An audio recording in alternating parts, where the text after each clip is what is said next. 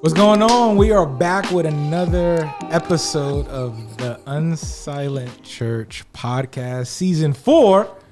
And we're doing something a little different this season. And we're essentially like talking and interviewing people in the community. And we're getting their perspective on a lot of things in the city. All things. So I'm excited for today because, pass it over to Ramon. Well, with my good friend, Cindy Dach. Cindy, I mean, you have a long resume. Currently, you're one of the people running Changing Hands, right? What's your official title there? It's CEO and co-owner. Okay, CEO and co-owner. That's what I thought. Right. You've started a number of different galleries. Are you still involved with iLounge? Yep, still involved with iLounge. That's currently, but you've done. We'll get into this. A lot of the other things that you. And Greg Esser have done over the years at Roosevelt Row, downtown Phoenix. I just got to say, I'm so thankful for you. One of the great privileges of my life is knowing you, being friends with you. And so it's exciting for me to be able to sort of be part of this conversation with you. Like John said, what we were talking about and what we're really interested in this season is just thinking through what does it look like to be invested in your city. We use this term serving the city, which is sort of a mindset of saying like when you're coming into a city, and particularly a downtown environment like ours, what does it look like to not just think what's best for me, but what's best for my community, what's best for the city? Mm-hmm. And so that's a sort of open-end question. I'd like to hear from you in terms of you've come from other areas of our country, came to downtown Phoenix, and one of the things that was very clear to me was your perspective of what's best, what could a downtown Phoenix look like? I just love for you to sort of talk about why you think that way, what drives that, what are the kind of things that you want people who start businesses or live down here or work down here to have when it comes to this concept of how you bless the community, how you serve a community? Yeah, no small questions here. That's really big. And there wasn't like a floater in the beginning usually. Let me just throw the bomb right there. Boom. And likewise, I really appreciate our friendship, and we've known each other a really long time, and just getting to know the other two, John and James here. So thanks for having me. Yeah. But, when I moved, I was born in Detroit, but I grew up in New York. And New York is very much a city of many, many cities and many cultures and so many cultures. So I grew up in a where there was always something to do and you never got bored. And I ended up going to graduate school in Colorado, in Boulder and Denver. And because it was graduate school in that point in my life, it was very easy to find my community and to find my people. And I got very invested in the arts community there because they were so welcoming. And they had a lot of these models of collective art spaces so that you weren't just like hoping some gallery owner would represent you, but you actually became part of a collective immediately. Oh, nice. And then I moved here, and it was the late 90s, and landscaped wise, everything was so spread out, and I never lived in a place that didn't have density. And I had a really rough time. And this was, for the listeners, this was pre-internet, right? Yeah. Pre-social media. So there wasn't even meetup.com yet. So to find like-minded people, and politically, we were a different state at that time. I'll say it that way. It was really hard to find like-minded people, and it was really hard to find a community. So for me, and I was like, I'm staying a year. I'm out. Yeah. I can't stand it here. And sometimes I still say that, but no. This is my home now. There you go. It's home now. It's home now. Tell Ramon that one more time. Tell him it's say it with it, Ramon. It's home now. What are you talking? Home is where the heart is.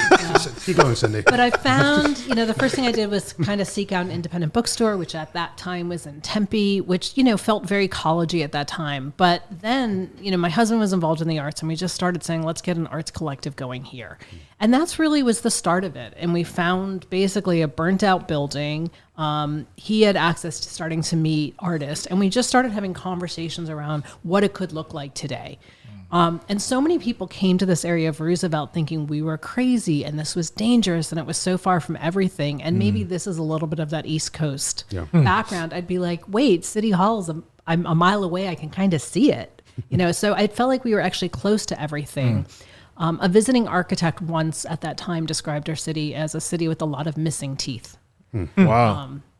And I thought it was such an accurate description. It's a strong picture. So then what was great at that time is you had a lot of people leaving, but for the people that were still here, it was how do we connect? And how do we have this unique opportunity to build a city we want to be part of. Where the truth is, back in the East Coast, it's done, and you just sort of figure out how do you fit in. Yeah. So this idea of connecting, I mean, why was that so important? I mean, I think you could. I don't want to take it for granted that so people are going to be here. It could have been very much, well, we're just each doing our own thing, trying to survive. But very much this ethos that what's best for this community is people finding each other and connecting in a lot of different ways. And that's not to say even everyone was the same. I know a lot of people downtown. A lot of different personalities and temperaments and approaches, but the sense of we're better, the broader we are, the more we sort of say, hey, how do we connect together in the ways possible? And I know the arts is really, I think, a good accelerant for that too. Yeah, because the arts is already about what's different, what's not like other things. Yeah. So you already have that intention. And again, I think we have that advantage of learning from other cities. And arts and downtowns are places where people from different backgrounds get together, and we need each other to survive. And that's just something that you don't see as much in older cities because they have their established families. I come from a tiny family. I have no family out here. My husband's the same way. And even people with families, there's a little bit of the misfits of the people that come downtown. And I think more than ever, it was how do I find my people? How do I find people that if I want to bounce an idea off of, whether it be something creative and inspirational or something hard and challenging, that I can find my people to talk with honestly. Yeah. So you mentioned that you mentioned a bunch of different places that you kind of stayed at and lived at for a period of time. Earlier we were talking about Brooklyn, New York. You mentioned Denver. You mentioned Boulder. You also mentioned being born in Detroit. Now you're here in Phoenix. So in terms of the art space and the creative space, what would you say how is Phoenix different from those different places that you've lived from an art perspective? I would say the ease of entry. Right? The ease of entry? The ease of entry here. East Coast, there's so many barriers to being able to participate. What school did you go to? How do you get into a gallery? Because again, the cost of living is so high, the rents are so high. And here there's just much more of an inclusivity and maybe I haven't seen that before. And again, when we started back in 2000, we were actually able to purchase a building and turn it into an art space.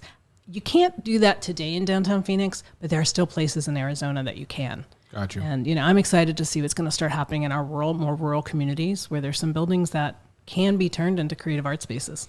Yeah, that was actually where my mind had gone. You mentioned the opportunity that you had to build something you wanted to be a part of. And I thought that was really interesting because, in the East Coast, you said it's already done. Detroit, sort of like a roller coaster. It's done, then not done, then done, then not done. And now Phoenix is in a really interesting sort of situation now. I remember when I moved here, that city with all its a city missing its teeth is so interesting. I moved here in 2014, but even people then would say oh, Phoenix has no culture. But that's years after you got here and built a lot of things that were already happening. I mean, I walked around Roosevelt Row and met Wayne in December of 2014, just man, we're downtown. There's this cool church here with the mural on the side of it. I got to go check that place out. Then there's some other spots I need to go check out. And he was the first person to sort of tell me about some of the things that were happening, the people who were involved in sort of starting to build what was out here. But now we come here today and it's 2023. There's a lot happening downtown. And I'm interested in your thought about the opportunity to still build kind of what we want. I mean, it's new challenges, but you talk about the real space, but I wonder if there's still opportunity or how you see opportunity downtown for people to still build, especially when it comes to artists and creatives trying to still find their space and find their people. It's a great question. I think the opportunity is still there. I do think it's different. I think it's going to be harder to find a building that you can just take over and turn into an art space, in part because of the same old problem. Art is amazing and creating art is amazing, but until we have people to actually purchase an art piece, and to support the makers, that is difficult. But to still see that you have so many dedicated restaurants, so many dedicated community spaces that are committed to making sure that art stay at the forefront. Yeah. And we're not just hanging posters, right? Yeah. That are mass produced. And I think we might start seeing, what I love about what's happening in downtown is when I came here, it was very much about the visual arts. And then you started really seeing the musical acts. And now we're seeing the performance the graphic design, the new DJ space that just opened up. So what I love is the term arts is really broadened. Yeah. And I think there's other ways to enter it. And we're always going to need, I mean, you can't get away from arts comes to a community and then realtors follow, which is why when we came here, it was so important. We did all these workshops around how can you purchase your building. You know, that's really good. That is one of the reasons I think art stays at the forefront is because you actually have a lot of people in this area that were able to purchase their buildings. Like the artists purchasing their space. Exactly. Yeah, and that's that's what we need to see carried forward, you know, is creating that equity. Yeah. I'm one of the sort of driving missions of Roosevelt Row was livable, walkable, sort of downtown Phoenix area. And a lot of that has happened. Part of the reason for that was because it allows arts to flourish. Arts brings people together, which brings connection. It brings expression. I'm just curious in terms of how does that continue? I think we still sort of buy into that mission that downtown environments are unique spaces for expression and connection, for community. Is that sort of I would say I don't think that just necessarily is going to continue to happen just automatically. I think there continues to be a need to sort of say, hey, how do we continue to make that be a forefront? How would you want to see that happen? I think what's so important how you make that happen, again, coming from the East Coast, is you have to activate those ground floors, right? And we keep seeing it slip backwards. You know, we keep seeing like, oh, this ground floor is going to be a parking lot, or this ground floor is going to be a gym, or it's going to be storage. And that's what we have to keep advocating for is activate. No ground floor, every ground floor space should be activated so that, you know, a long time ago, a council person once said to me, Cindy, you're from New York. How far is too far to walk? And, you know, again, I come from New York. I one time walked 25,000 steps in a day, right? So for me, it was this really silly question. I had a lot on my mind that day. To me, you've walked too far when you hit a vacant lot, when you hit a blank space. And there are ways to activate blank spaces, obviously with art. Yeah. So I think that's one way to keep it walkable. Yeah. And to make it pedestrian friendly. Yeah. You know, and you know, we were just able to advocate for a restaurant that wasn't going to be pedestrian friendly coming with that mindset of this isn't pedestrian friendly and we deserve better. Yeah. Well, I love about that. I mean, your answer is it's extremely practical, right? Because we talk, it's interesting. We can talk in these terms, community and inclusiveness and connection, et cetera. But there's actually things you have to do in space, right? And in planning and all those different things that really are conducive to those things. That's one of the things I love by walking by you. I didn't mention this at the beginning. You also run Made, right? Which is it's a boutique, right? Boutique with mostly handmade crafts. And so great stuff there. And we recommend if you're looking for unique stuff for your spouse, I hit that up all the time. Thanks for the plug. Right. Hit it up. So, hey, can you tell them the address real quick? Yeah, 922 North 5th Street. So southwest corner of 5th Street and Roosevelt. So if you walk by there, it's interesting. I don't know how much you were involved in the planning of that, but like Made next to Greenhouse Brewery, right? Greenwood Brewery. Greenwood Brewery. Just that, it feels great to walk through that space. Yeah. Right? Yeah. And it's very open. There's lots of people there. It feels easy to enter in, right? It was intentional. And, you know, maybe immediately find someone who's there or see someone who you haven't seen. All of that just sort of says something about, you know, I think it's a way of serving your city, really. I mean, there's a lot of ways in which you could have built that.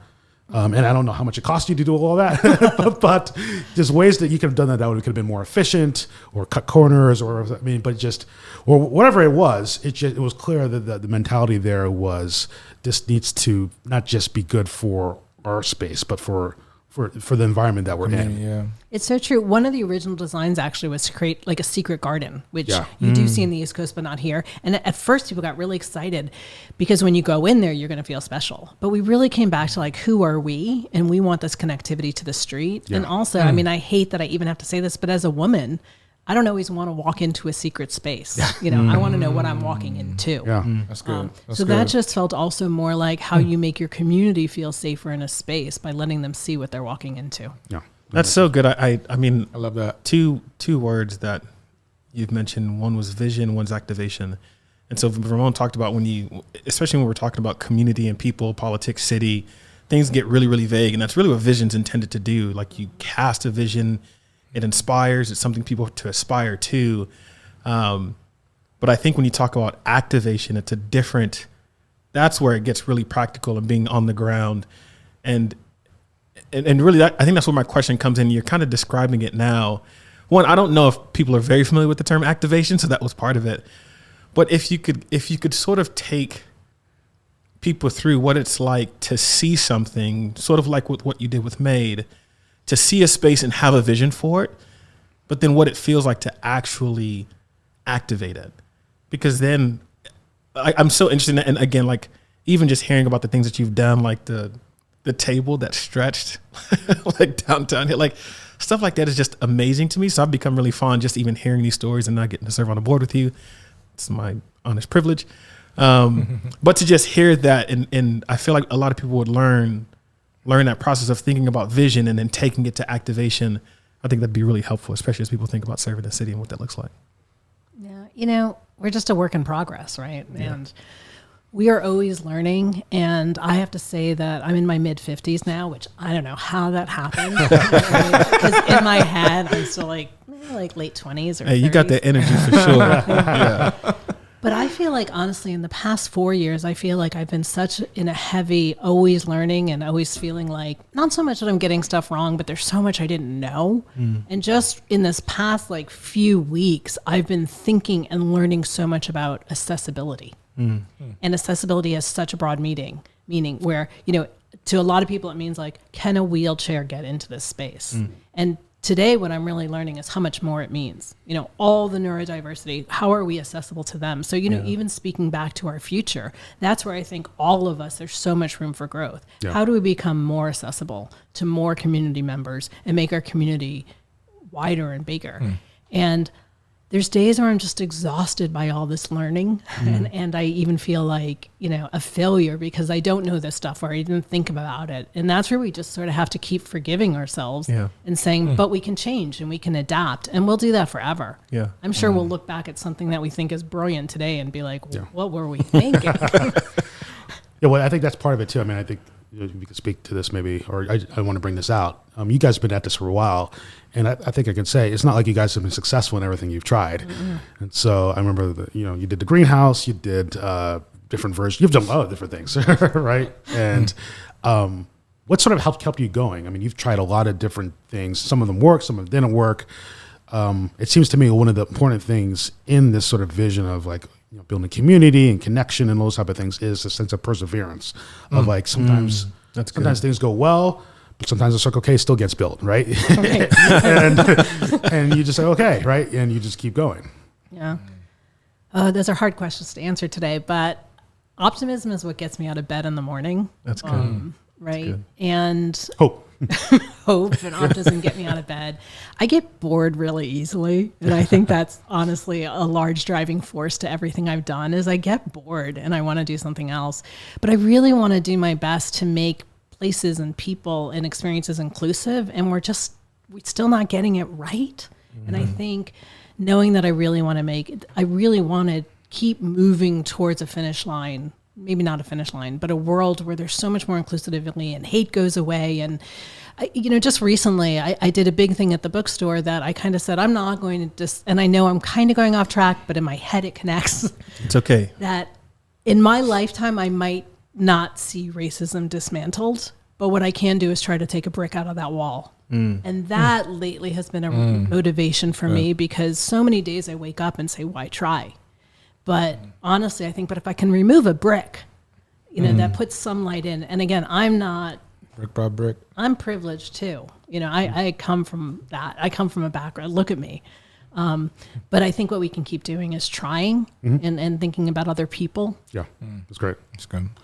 One of the things we always ask our guest is, what about churches that in communities? And I know we've talked about you have a ton of experience in churches, but in this sort of conversation, I think places of faith like churches can play a huge role in helping support, build community. And so, I mean, what are the things that, when you think of that, again, that general topic of what could a church do in the community that are in to serve and to help create community? What are some things that come to mind? I think how we got to know each other is my history with churches, which is nominal and tiny, was always seen as you get invited into a church to participate, you get invited in. And this church in particular came outside. and said, do you need help picking up trash? Do you want to borrow some tables? And I'm not saying I had never seen that before. I'm not saying it didn't exist, but that's where it's, we have talked about this. It's like the church is coming to the people versus you come to us. That's good. And then for me too, in difficult times, knowing that the church is on the side of human rights. You know, I need, this church does this beautifully, but we hear all over the news of some churches, for example, that do not. And that's heartbreaking. Like, we've got to be on the side of the human being. Yeah. That's good. Sorry, we didn't interrupt you. That was good what she said. I was trying to, you know what I mean? That was good. I'd be interested to know sort of some of the things that you would say you would love churches to learn when it comes to serving the city. You mentioned coming outside, but certain things in regards to the capacity that churches have, whether it's the people, the resources, capital, land, space, but just ways that churches might be overlooking some of the capabilities they do have to really invest or participate, you know, in what it looks like to serve, build, really create the kind of community that like we all are looking for. Yeah, certainly. I mean, and again, this church is a great example of if the community needs space, you've offered it. And space is getting harder and harder to find. Yeah. And I love that my first experiences in this church really were around a development conversation. So I experienced a church not in a way where I felt maybe I was going to be judged, because again, that was a perception I had, but through a community conversation. So I think church is offering that spaces. I also think in difficult times, I want to, you know, when we were having the marches for human rights, you know, during the time of the pandemic, to watch this church in particular come and give out water and offer trash cans. That builds momentum, that builds hope, that builds stamina. Too many times we see these spaces closed. Yeah. Wow. No, that's really good. I mean, as you look sort of through the future of downtown Phoenix, I mean, what would be your wish, your dream? Like, what are some things that, like, if you, I mean, obviously you're not anywhere near sort of retiring or sort of, I'm not asking you to necessarily give your manifesto here. I know. There's days. There's days, I know. Optimism, hope. But that's right. Keep that hope. But yeah, I mean, I think if you could sort of say, like, here's, I always like to say, you know, these things are tenuous, right? I don't want to ever take these things for granted, like what we have. What are ways in which, like, as you dream and think of the future, that you would like to sort of see continue and grow? I think about this so much. You know, when Greg and I first started doing work downtown, we had a really good friend to us saying, isn't it hard to do all the work that you're not going to see happen in your lifetime? And I remember being like, yeah, it's not. And then things started progressing so quickly that I'm actually shocked at how much has happened in my lifetime. Like, I didn't expect all this housing down here in my lifetime. Yeah. But what I want to see is us do more and do better and be more inclusive. And, you know, again, having grown up in New York where there's rent, what is that word? Rent control. Rent control, yeah. Rent control. We need to see mixed income housing. Yeah. You know, and I'm just not a fan of, like, let's silo some affordable housing in this building on this lot. I hate that. I think children need to grow up in mixed incomes. Yeah. So I want to see us advocating. I want to see ground floor businesses condoing, so a small business can come in and become an owner of their space and create their own equity and their own generational wealth. Too much. I just want to see greed go away. I think that's my least favorite deadly sin, but there's a lot to choose from. Stop being greedy. But I think one of my favorite things about Roosevelt Row and our board in particular is I think we're very conscious about making room for the next generation. Like, everybody who comes here thinks they discovered it, which is okay, fine, you know, and let's make room for the new voices that are coming in, because they're going to be here. Yeah. Not me. Yeah. And I think sometimes we see institutions in our cities and other cities that their boards don't change over because they're so busy hanging on. Yeah. And I think what we need to continually do is make room. Yeah. That's awesome. Good. Well, Cindy, thank you for joining us on the Unsilent Church podcast. Blessing us. This was blessing us. This was great. No, seriously. So good. Just want to give a shout out to Made. Yeah. Check it out. Give a shout out to. I'm not joking there. Like, that's. It's legit. It's legit. Hey, stuff. what's the address again? 922 North 5th Street. Okay. I discovered this. Just a plug here, right? So, like, it's hard to buy sometimes for your spouses, right? Or for your friends, or for whatever. You got to go to the unique spots. You got to go to unique boutiques. You can't go to the chain stuff, right? Like You that's gotta support local. Yeah, And you the got to support local, Hey. and you got to support local just in general. But like local stuff has got good stuff there. Right? It's got good things that you can't find anywhere else. So that has saved my butt a number of times. Let me tell you. Yeah. Also, most stamp of approval right there. Also, Changing Hands Bookstore as well. Make sure you Go to cop some Changing books. Hands. Go cop some Good books. coffee, books. books, pastries. People If don't you- be reading if you're nowadays, into though. pastries. Oh no, they're reading. No. Are they reading? yeah. Reading. Yo. Reading's Independent up. bookstores are doing. Hey. Okay. Yeah. Pardon So me. encouraging. They're growing and opening. Yeah. It's Yo. amazing, actually. And I saw the location in the airport, which is awesome. Yeah. What? You got an airport? Congratulations August. there. What terminal? Terminal 4. Let's go. Wait, what gates? Woo! It's the new one. Okay. Hey, expanded, man. Hey. Yo, so check out Changing Hands, Changing Hands Bookstore. Made PHX, And I-Lounge. I mean, it's still Eye there. Lounge. which Eye is Lounge. One of the oldest collective gallery spaces in downtown Phoenix. Bang, bang. It's right next to Made, so you Right next to can. Made. If I had the horn, I would totally give you a flex bomb right now. I would tell you. I gotta get those sounds in here. We got to get them. Yeah. Man, thank you for being here. Like, Thank you. Thanks for that, having it's such a me. privilege having you. Like, your voice matters. It's so strong. It's like a pillar here in the community. So appreciate you being here. That felt like a minute to me, by the way. Hey, we can always do a part 2, so we can definitely re-up. Well, like we always say, love God, love people. We are out. Peace.